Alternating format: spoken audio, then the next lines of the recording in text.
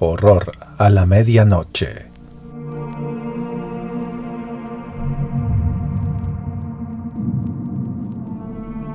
Capítulo 1. La carta del barón. Era una tarde sombría de octubre, cuando el doctor Martin Hesselius recibió en su residencia de Stuttgart una carta de aspecto insólito. El sobre, desgastado por la humedad y sellado con cera roja, llevaba impreso un escudo heráldico borroso, apenas reconocible, una figura femenina abrazando un ramo de espinas bajo una luna menguante. La caligrafía, nerviosa pero refinada, le resultó familiar, incluso antes de leer el remitente. Pertenecía a Alistair G. McTire, un antiguo colega de sus días en Edimburgo, y por lo que sabía, el último descendiente de una línea nobiliaria escocesa, de las que pocos hablaban ya con claridad. La carta, escrita con evidente desesperación, decía así: Mi estimado Martin, hace apenas unas semanas he heredado la mansión de Durlock junto con el título de barón, legado de un primo lejano, sin herederos directos. Desde el día en que puse un pie en esa casa, he sido víctima de episodios que resisten toda lógica, ruidos inexplicables, presencias invisibles y una atmósfera que ningún razonamiento puede disipar. Existe una leyenda, antigua y persistente, que condena a muerte a todo varón de Durlock que ose cruzar los pasillos pasada la medianoche. Si en cambio permanece encerrado en su habitación, nada sucede. Por superstición o por terror, me vi forzado a huir. No encuentro paz ni sosiego. Acudo a ti, Martin, no como amigo, sino como último recurso. Si alguien puede enfrentar aquello que camina en la oscuridad, ese eres tú. Con gratitud y angustia, Alistair G. McTire, barón de Durlock. Hesselius leyó la misiva sin alterar su expresión habitual, serena, inquisitiva, apenas marcada por la sombra de una preocupación naciente. No era la primera vez que lo llamaban por sucesos que desbordaban los límites de la medicina convencional. Sin embargo, había algo en el tono de la carta, en la forma contenida pero rota de cada frase, que lo impulsó a actuar con premura. Guardó el documento en su maletín, junto a sus instrumentos médicos y sus textos esotéricos, y anotó la fecha en su cuaderno de campo. El caso presentaba todos los elementos que tanto fascinaban como perturbaban al doctor. Un linaje maldito, una casa aislada y la promesa tácita de una verdad oculta entre los pliegues del mundo visible. La noche anterior a su partida soñó con una figura femenina que se desdibujaba entre sombras. Caminaba por un pasillo húmedo, con las ropas pegadas al cuerpo, como si acabara de salir de un estanque. No lloraba, pero sus ojos vacíos eran más elocuentes que cualquier lamento. Al despertar, Hesselius anotó cada detalle del sueño, aún impreciso pero inquietante. Partió al día siguiente, tras un breve telegrama enviado a su ayudante en Viena. El trayecto fue largo, surcando caminos empedrados y pueblos envueltos en niebla. El último tramo lo realizó en un carruaje alquilado en la aldea de Glenfarran, donde nadie quiso acompañarlo más allá del bosque que conducía a la propiedad. El cochero, un anciano silencioso, de rostro demacrado, le dirigió una advertencia antes de soltar las riendas. No es un buen sitio para los vivos, señor. Los de Durlock no descansan, ni siquiera cuando están muertos. Hesselius no respondió. Observó cómo el carruaje se alejaba envuelto en el aliento frío del crepúsculo, y luego giró la vista hacia el sendero. A ambos lados del camino, los árboles retorcidos se inclinaban como si quisieran impedirle el paso. A lo lejos, Tras la bruma espesa, comenzaba a distinguirse la silueta de la mansión. La casa de Durlock emergía de la niebla como un pecio varado en un mar de brea, alta, angulosa, erguida sobre una pequeña colina frente a un lago sin nombre. Su fachada de piedra negra parecía absorber la luz, y las ventanas, altas y estrechas, recortaban a las ojivas de una catedral olvidada. No había fuego en las chimeneas, ni señal de vida tras los cristales.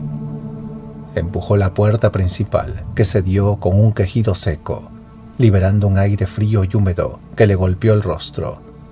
El olor que emergió de la casa no era simplemente el de la humedad o el abandono.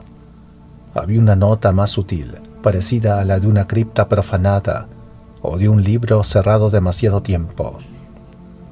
Cruzó el umbral sin vacilar, aunque su mano descansaba cerca del relicario que llevaba oculto en el forro interior de su chaqueta. Encendió una lámpara de aceite y se adentró en el vestíbulo. El silencio era total, como si la casa aguardase su llegada desde hacía siglos. En su cuaderno notó una única línea antes de recorrer el primer corredor. La muerte no siempre reclama de inmediato, a veces observa primero desde la oscuridad, y con ello empezó su investigación. Capítulo 2. Llegada a la mansión de Durlock. El doctor Martin Hesselius cruzó el umbral de la mansión de Durlock con la serenidad meticulosa de quien no desconoce el peso de lo invisible. Al cerrarse la puerta a su espalda, el sonido reverberó por los salones vacíos, como si la casa exhalara, por fin, una respiración contenida. Frente a él se extendía un vestíbulo amplio de piedra desnuda, con una alfombra deshilachada que parecía absorber la luz. Una escalera de roble, tallada con motivos de hojas muertas, ascendía en espiral hacia los pisos superiores, como la columna vertebral de una criatura dormida.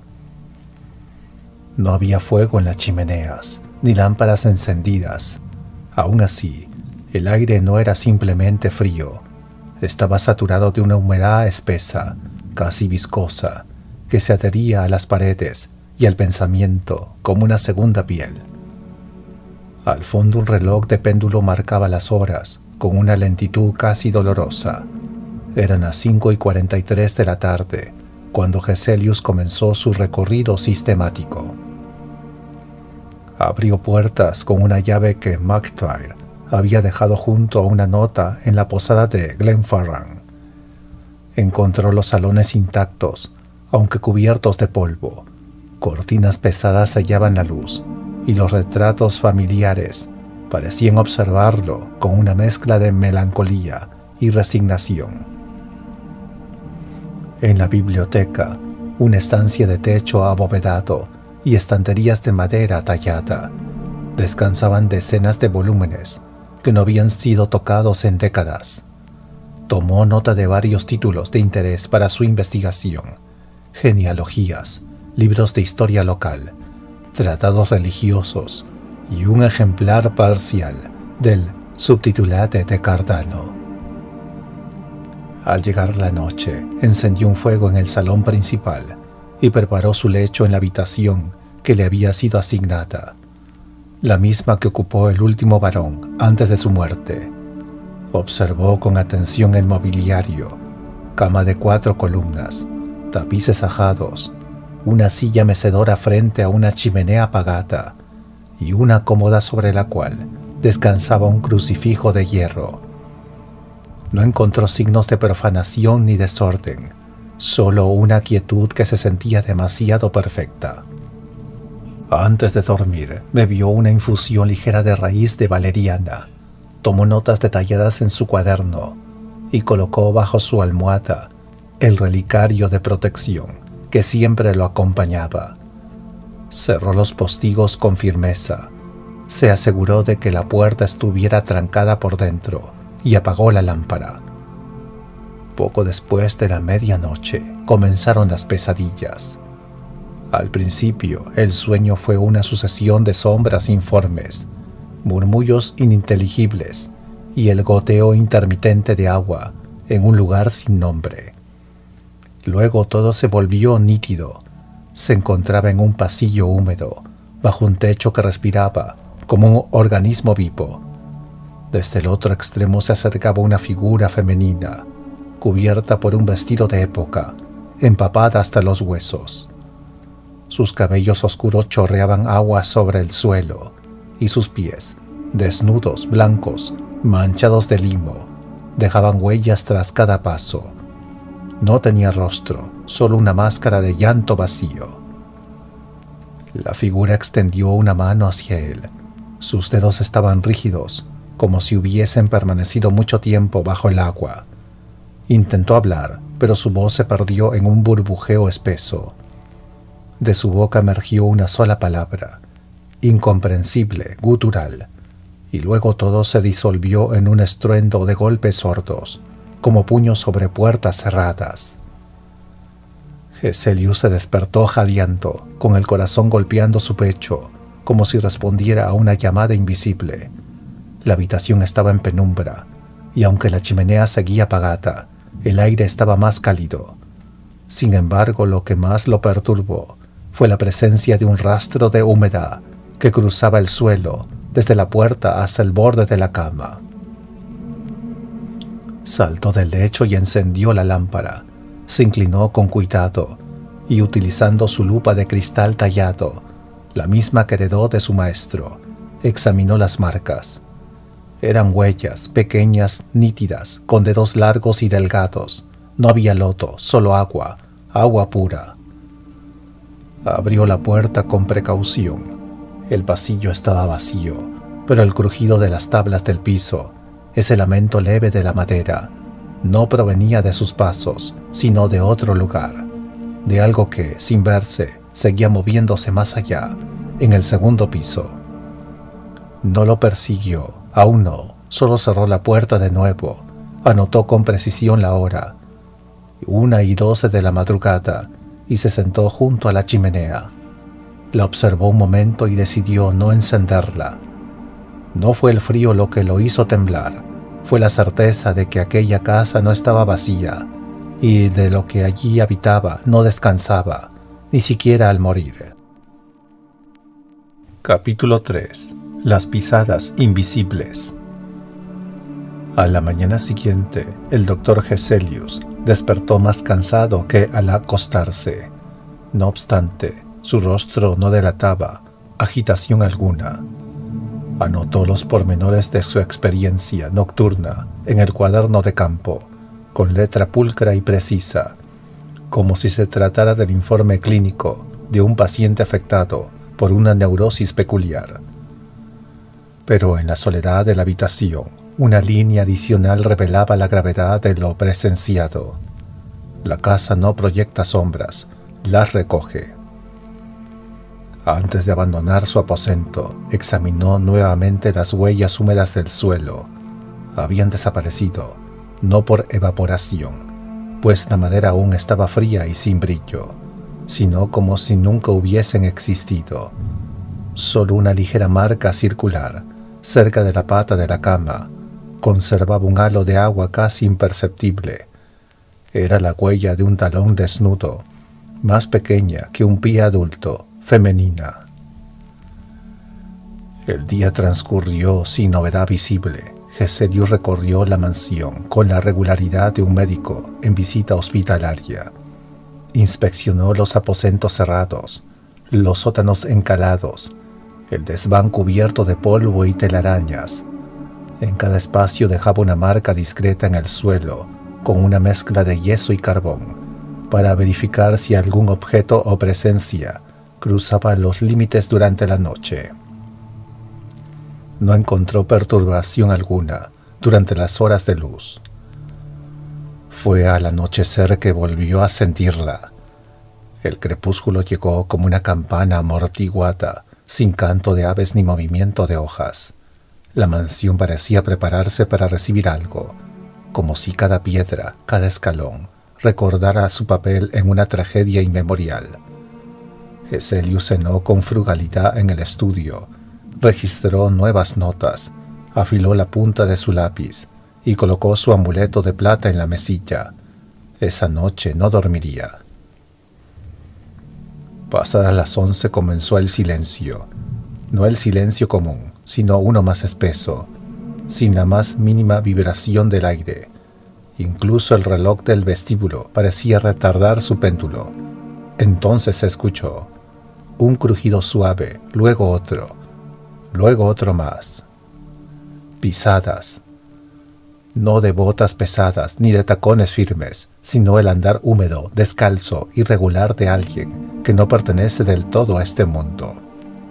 Provenían del pasillo contiguo, se detenían a intervalos como si escucharan, luego seguían. Geselius, armado con su lámpara y su cuaderno, abrió la puerta apenas un resquicio. A través de la rendija observó el corredor, sumido en una penumbra temblorosa. No vio cuerpo alguno, pero sí las huellas. Eran claras, mojadas, recientes. Aparecían una a una, como si fueran formándose en ese mismo instante, y avanzaban lentamente por la madera antigua, sin que ningún ser visible las causara. El doctor descendió sin hacer ruido, evitando los tablones que habían identificado durante el día como más ruidosos. Las huellas seguían bajando, giraban por el vestíbulo, pasaban frente al salón de retratos y se perdían en dirección al ala oeste. Fue allí, frente a la galería de pinturas familiares, donde ocurrió algo inesperado. Una de las huellas, recién formada, se detuvo justo bajo un retrato de grandes dimensiones, cubierto con una tela bordada. Geselius, empujado por una intuición precisa, se acercó y retiró el velo. La mujer que lo había visitado en sueños la noche anterior lo miraba desde la tela. Pelo oscuro, recogido en un moño severo, cuello largo y ojos desprovistos de brillo. El rostro era hermoso, pero trágico, con una serenidad mal disimulada, como si hubiera sido pintado justo después del llanto. Vestía de negro. Bajo el retrato, una placa corroída por el tiempo rezaba: Baronesa Eleonor de Durlock, 1703-1731. Al pronunciar ese nombre en voz baja, las pisadas se detuvieron de golpe. El aire se tornó más frío. Un susurro, o quizá un sollozo, resonó desde el otro extremo del pasillo. Geselius encendió una pequeña esfera de alcanfor y extracto de galvano que llevaba para purificar el ambiente, y retrocedió con cuidado. Regresó a su habitación, cerró la puerta y se sentó junto a la lámpara con el retrato aún en su mente. La baronesa había muerto hacía más de un siglo. Su rostro, ahora lo sabía, era el de la aparición onírica, el de la mujer que lloraba sin lágrimas, que caminaba por la casa dejando rastros de agua. Y sin embargo, ¿por qué regresaba? ¿Qué buscaba? Geselius tomó el retrato de la baronesa y, antes de que el sueño pudiera atraparlo, escribió en su diario: la muerte no fue su final, su exilio continúa. Alrededor de la casa la noche proseguía, las pisadas no regresaron, pero el agua en la base de su puerta no se secó hasta el alba. Capítulo 4. El retrato velado. La mañana en Durlock era apenas una sucesión de grises que no prometían sol ni resplandor. El doctor Martin Geselius descendió al salón principal con el rostro tan sereno como lo estaba su mente. Alerta, metódica, sostenida por la certeza de que aquello que se manifestaba en la casa no era mero residuo emocional, sino una fuerza consciente, persistente y anclada a una historia no dicha. Después de un desayuno frugal, se dirigió a la biblioteca con paso firme. Se trataba de una estancia apartada, casi eclesiástica, con un ventanal ojival que daba al lago. La luz apenas alcanzaba a entrar a través de los cristales manchados por siglos de niebla y olvido. Las estanterías cubrían las paredes del suelo al techo y despedían un aroma a cuero viejo, a pergamino y a polvo húmedo. Geselius comenzó su pesquisa sin prisa, como quien interroga a un moribundo.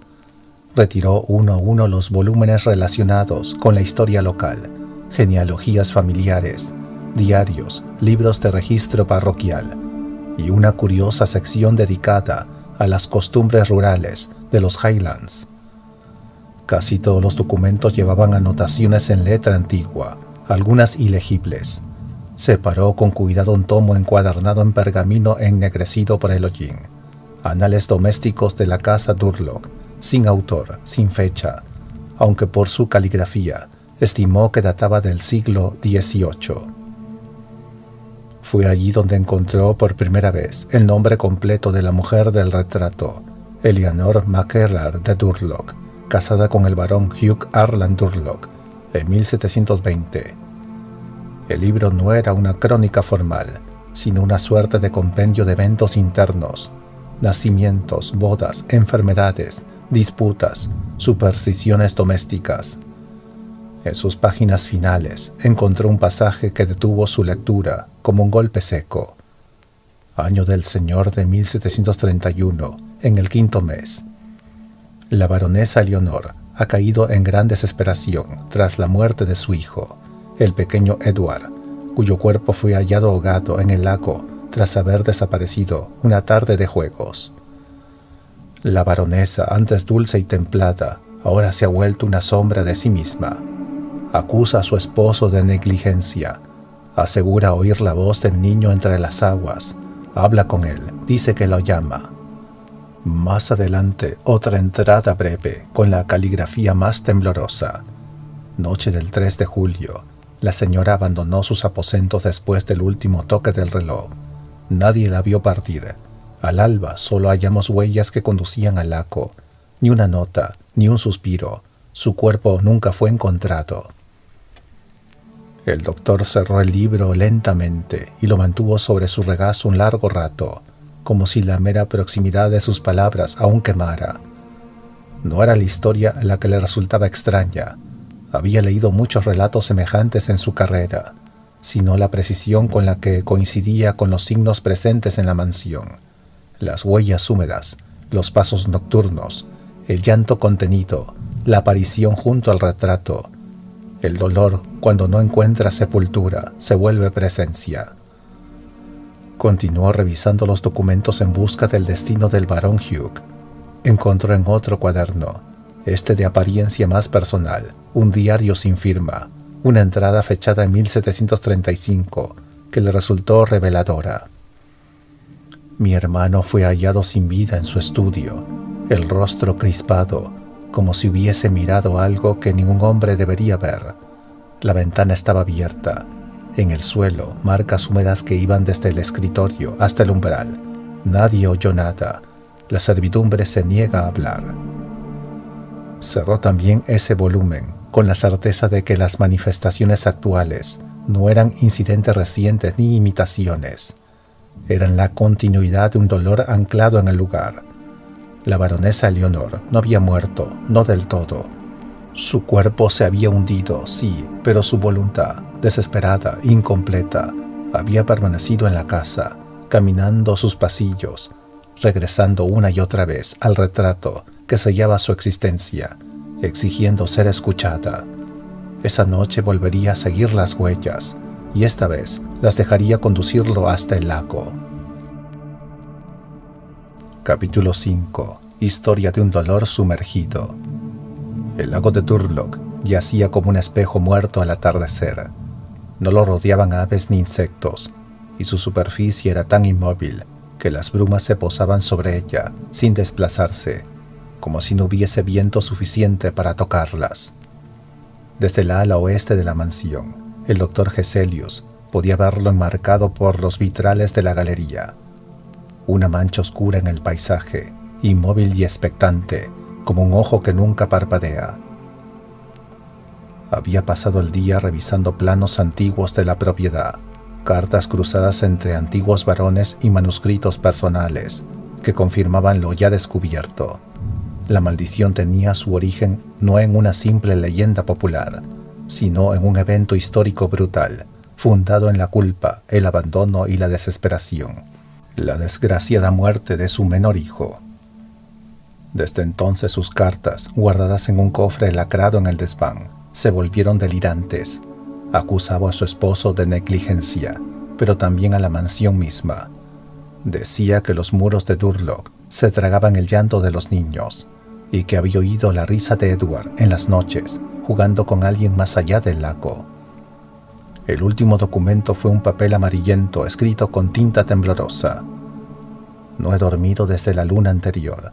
Edward me llama desde el agua. Lo oigo al alba y lo sueño al anochecer. Hugh no comprende, no quiere escuchar, pero yo sí iré, y si el agua me lo da, no habré muerto. No hubo cuerpo, solo unas ropas deshechas encontradas entre lirios rotos. Y tras la trágica muerte del barón Hugh Durlock, la leyenda se instaló en la propiedad como una niebla que nunca se disipa. Desde entonces, todos los varones que intentaron habitar la mansión y osaron caminar por ella, pasadas las 12, encontraron un final parecido. Uno murió cayendo por las escaleras, otro fue hallado ahogado en la tina sin agua, otro más fue descubierto petrificado en el lecho, los ojos abiertos mirando hacia el pasillo. Pero quienes se encerraron y no salieron de sus aposentos, sobrevivieron. La leyenda creció y con ella el miedo. Esa noche Geselius encendió su lámpara a las 11:45, preparó una esfera de alcanfor y otra de resina de Ben-Huy, y aguardó. Cuando el reloj dio las 12, las huellas aparecieron. Una vez más, nítidas, pequeñas, mojadas, descalzas. Pero esta vez no las siguió con distancia, las siguió como quien acompaña a un enfermo en su marcha final. Descendieron juntas por los escalones alfombrados, cruzaron la sala de retratos, donde el cuadro de Leonor parecía ahora más oscuro, y salieron por la puerta trasera que conducía al jardín. Las huellas imposibles pero reales se imprimían sobre la tierra húmeda, como si alguien caminara en paralelo, invisible pero presente, y luego al borde del lago se detuvieron. Allí Geselius extrajo de su morral una bolsita de lino con sal consagrada, mezclada con polvo de azufre blanco, y trazó un círculo amplio en la tierra, lo bastante grande para contenerse a sí mismo dentro. Capítulo 6. El ritual en la orilla. El aire junto al lago se volvió inmóvil, como si incluso el tiempo temiera entrar en el espacio que el doctor Martin Geselius había sellado con símbolos. La luna, que hasta entonces había flotado como una moneda pálida en el firmamento, pareció cubrirse de una bruma interior, volviendo opaco su reflejo en el agua. Ni el canto de los sapos ni el zumbido de los insectos nocturnos interrumpía el silencio. Era como si toda la naturaleza contuviera el aliento ante lo que allí iba a tener lugar. Dentro del círculo de sal consagrada que había trazado con pulso seguro, Geselius había dispuesto cada elemento con una exactitud ritualista: el relicario con la oración griega, la esfera de alcanfor ya encendida, difundiendo su perfume amargo y purificador, y una vela invertida, negra como brea, cuya llama danzaba sin viento. A su alrededor había marcado el suelo con tiza mineral trazando el símbolo del límite, una figura geométrica extraída de un grimorio medieval que, según antiguos médicos alquimistas, impedía que las formas sutiles ingresaran a regiones de carne viva. Sus labios secos pero firmes comenzaron a recitar una plegaria que no era del todo humana. No pertenecía al cristianismo ni al judaísmo, aunque citaba palabras de ambos. Era una letanía traslúcida, construida a partir de fonemas olvidados por el lenguaje y que Geselius había reconstruido tras años de estudio y riesgo. Cada sílaba cortaba el aire como un bisturí. Del lago comenzó a elevarse una niebla densa, pero no era bruma natural. Esta tenía densidad y color. Era más azul que blanca, como un velo arrancado del mundo de los sueños. Se alzó primero en espirales suaves, luego se condensó en una forma más definida. Primero los pies, desnudos, mojados, caminando sobre la hierba sin tocarla. luego la falda oscura de un vestido antiguo, chorreando agua como si aún emergiera de las profundidades. Y al final el rostro, Eleanor, la baronesa muerta desde hacía más de un siglo. Su expresión no era violenta ni iracunda, era infinitamente más trágica. Llevaba en el rostro una serenidad imposible, como quien ha llorado tanto que ya no recuerda cómo se llora. Sus ojos estaban secos, sí, pero el dolor seguía allí, grabado en los pliegues de su boca y en la forma en que mantenía los brazos caídos, como si ya no tuviera fuerza para suplicar. Heselius alzó el relicario. Eleanor Mackellar de Durlock, hija del dolor no enterrado, pronunció sin temblor: «Esta noche el ciclo se rompe. Esta noche no regresarás sola al agua». La figura no habló, pero la temperatura descendió. El círculo de sal brilló levemente. Eleanor se adelantó, dio un paso, otro. Al llegar al borde del símbolo, algo invisible la detuvo, no físicamente, pero su cuerpo pareció vibrar lentamente, como una imagen reflejada en agua inquieta. Entonces levantó la cabeza y su boca se abrió. De ella no surgió un grito, sino un coro de voces. Voces de niños, de mujeres, de hombres. Voces que parecían todas surgir del fondo de un pozo y que no pertenecían al presente. Era un llanto colectivo de siglos atrapados en esa tierra. El fuego de la vela tembló, pero no se extinguió. La esfera de alcanfor crepitó. Heselius recitó la segunda estrofa. Nullum flumen amoren rede, nis impacten cadad, vos en avisid, aquata sead. Que ningún río devuelva amor, salvo si cae en paz, que las voces se alejen, que el agua enmudezca. El suelo tembló, el lago comenzó a agitarse, como si algo se revolviera en su interior. Unas manos, hechas de espuma oscura y cabello mojado, comenzaron a emerger del agua. No eran reales, no del todo, pero existían allí, en esa frontera donde el alma aún recuerda lo que era. La figura de Eleanor retrocedió, miró hacia el lago, y por primera vez desde que apareció, pareció asustada. Heselius, comprendiendo el momento, alzó la voz. «Edward te espera, Eleanor, no aquí, no en esta orilla, sino más allá del umbral que cruzaste sin guía. Vuelve, él aún te ama, te aguarda, pero no en este mundo». La figura se sacudió, y entonces habló, una sola palabra, arrastrada por el aliento de siglos: «Perdón». Con ese sonido leve, como la brisa en un ataúd cerrado, la figura comenzó a disiparse, primero los bordes de su vestido, luego su cabellera que se volvió humo, después sus brazos extendidos. Su rostro fue lo último en desvanecerse, y al hacerlo, una lágrima rodó por su mejilla. Una lágrima que cayó al círculo y no cruzó la sal. Al tocar el suelo chispeó. La vela se apagó, la esfera de alcanfor estalló en un humo blanco, fragante, y el símbolo de protección desapareció, como escrito sobre el agua. El lago volvió a la calma, y el doctor Heselius, de pie aún dentro del círculo invisible, supo que el espíritu había partido. Y en eso pensó mientras recogía sus cosas, con el cuerpo fatigado, pero el juicio intacto, reside la forma más pura de redención. Capítulo 7. La calma recobrada. Al amanecer, una neblina pálida cubría la propiedad de Durlock, pero ya no era la misma que durante las noches pasadas. No tenía el peso de una amenaza velada, ni el susurro lejano del llanto. Era una bruma ligera, casi benigna, como si el aire mismo hubiese aliviado la carga que llevaba sobre los hombros desde hacía generaciones. El doctor Martín Heselius dormía profundamente, por primera vez desde su llegada. No hubo pisadas, ni voces, ni imágenes tras los párpados. Cuando despertó, fue por la luz natural que entraba suavemente entre las cortinas abiertas de su habitación, no por gritos del pasado.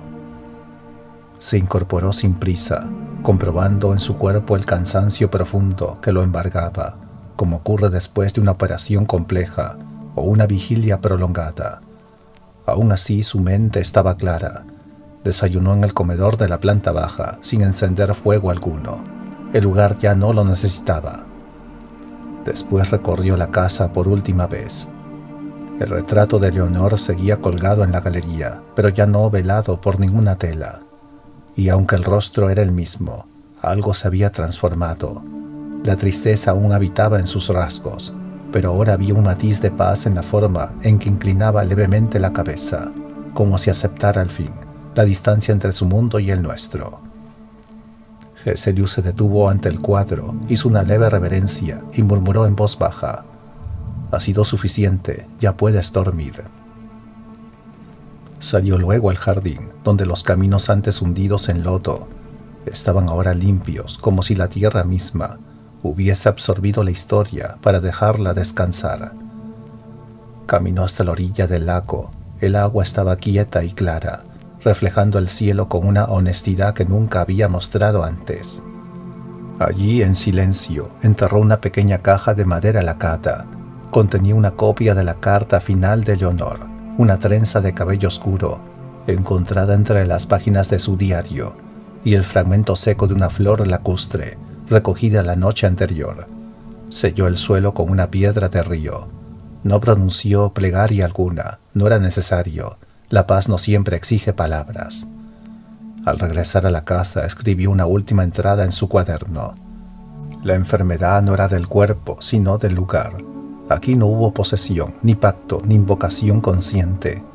Solo una madre quebrada por la pérdida y una casa que no supo olvidar. He ofrecido a la pena un espejo donde mirarse y se ha reconocido. La sombra ya no recorre los pasillos. La medianoche ha dejado de ser umbral. Ese mismo día empaquetó sus cosas. En la entrada principal, un carruaje lo aguardaba, enviado desde Glenfarran, tras una carta anticipada. Al salir miró una última vez la fachada de la mansión. Ya no parecía una tumba erguida en piedra. Las ventanas, aunque cerradas, no lo observaban más. Los muros, aunque antiguos, no susurraban. Solo eran lo que siempre debieron ser, un hogar. Días más tarde, Alistair McTire recibió una carta del doctor con el sello personal de su maletín de campo. El contenido era escueto. «Estimado varón, puede regresar a Durlock. La casa ha sido silenciada con respeto. Ahora tiene paz. Pero le recomiendo por precaución evitar caminar los pasillos a la medianoche».